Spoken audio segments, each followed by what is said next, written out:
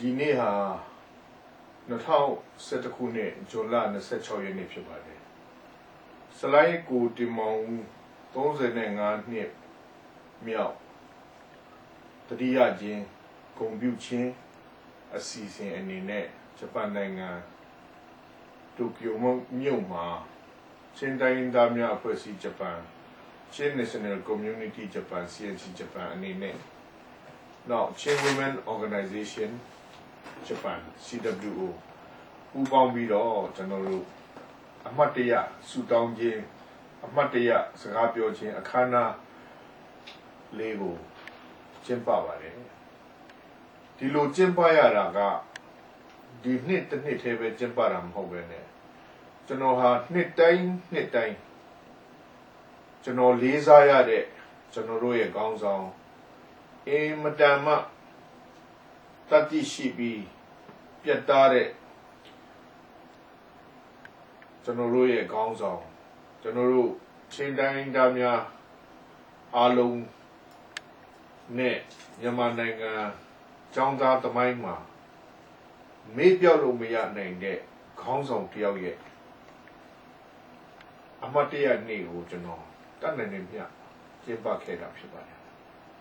ဒီနှစ်ကဆိုလို့ရှိရင်35နှစ်မြောက်အမတ်တရနေ့ကိုကနေဒါနိုင်ငံမှာရှိတဲ့ကိုတင်မောင်ဦးရဲ့ညီမမိုင်ပိုပိုနဲ့ကိုတင်မောင်ဦးမိသားစုတွေကကျင်းပဖို့အစီအစဉ်ရှိပါတယ်အဲ့ဒီအခမ်းအနားကိုလည်းကျွန်တော်ကိုဖိတ်ပါတယ်ဖိတ်ကြားခြင်းခံရတဲ့အတွက်ကျွန်တော်အထူးပဲကျေးဇူးတင်ပါတယ်ဂုဏ်လည်းယူမိပါတယ်ဒါပေမဲ့ကျွန်တော်ရဲ့ travel document ဒီနေ့အထိစာအုပ်လျှောက်ထားတာအချိန်မီထွက်မလာတဲ့အတွက်ကြောင့်ကျွန်တော်ကနေဒါနိုင်ငံကိုလာရောက်နိုင်ခြင်းမရှိခဲ့ပါဘူးဒါပေမဲ့ကနေဒါနိုင်ငံမှာရှိတဲ့မိုင်ပိုပိုစရိုင်းကိုတင်မောင်ဦးတို့မိသားစုနဲ့စရိုင်းကိကိုထွန်းအောင်ကျော်ဦးအောင်ထူးစတဲ့ပုဂ္ဂိုလ်များအပြင်သူနဲ့လုပ်ပေါ်ကိုင်မဲ့နေဖြစ်ကြတဲ့ပုဂ္ဂိုလ်များအားလုံးစုံစုံညီညီရှိမယ်ဆိုတာကိုကျွန်တော်သိပါတယ်။ဒါဆိုတေးအောင်ကိုယ်တိုင်နဲ့ပါဝင်မယ်လို့ကျွန်တော်ကြားပါတယ်။အဲ့လိုကိုအောင်စောကိုပါဝင်ပုဂ္ဂိုလ်များအားလုံးကပါဝင်တဲ့အချိန်မှာကျွန်တော်ကိုယ်တိုင်နဲ့ပါဝင်ခြင်းဖြစ်ပါတယ်။ဒါပေမဲ့မလာရောက်နိုင်တဲ့အတွက်ကြောင့်အားလုံးနဲ့အတူကျွန်တော်ရဲ့စိတ်နှလုံးခံစားချက်ကရှိနေတယ်ဆိုတဲ့စကားလေးကိုတော့ကျွန်တော်ဗီဒီယို message နဲ့ပါရခြင်းဖြစ်ပါတယ်အထူးသဖြင့်ဒီနှစ်ကဘာထူးခြားလဲဆိုတော့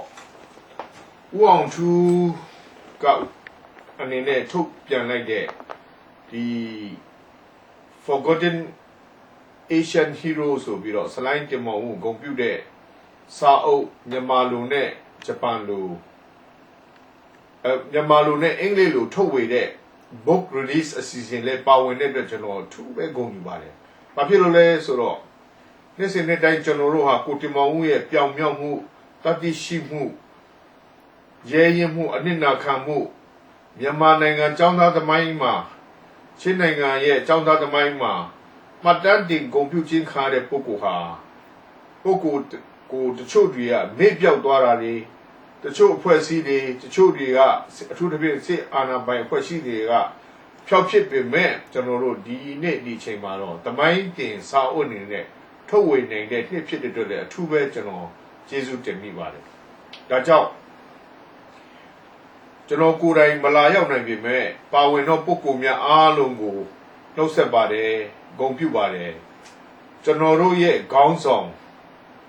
အစဉ်လေးစားရတဲ့စလိုင်းကိုတင်မောင်ဦးကို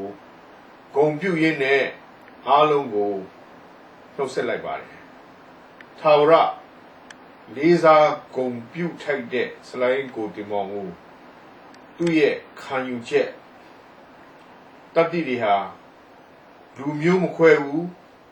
ဘာသာမခွဲဘူးအဖွဲ့အစည်းမခွဲဘဲနဲ့စစ်အာဏာရှင်စနစ်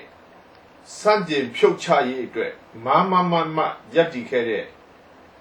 ရက်တီချက်လှုပ်ရှားချက်နဲ့နီးပရိရဲ့ကျွမ်းကျင်စွာ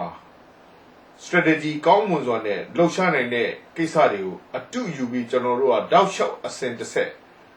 ဒီနေ့အထိလှုပ်ရှားနေတာဟာနောင်လဲကျွန်တော်တို့အောင်မြင်တဲ့အထိသူ့ရဲ့ခံယူချက်အတိုင်းကျွန်တော်တို့လှုပ်ရှားလျက်ရှိနေတယ်ဆိုတာကိုဒီနေ့ကနေပြောကြားကြေညာလိုပါတယ်အထူးပဲကျေးဇူးတင်ပါတယ်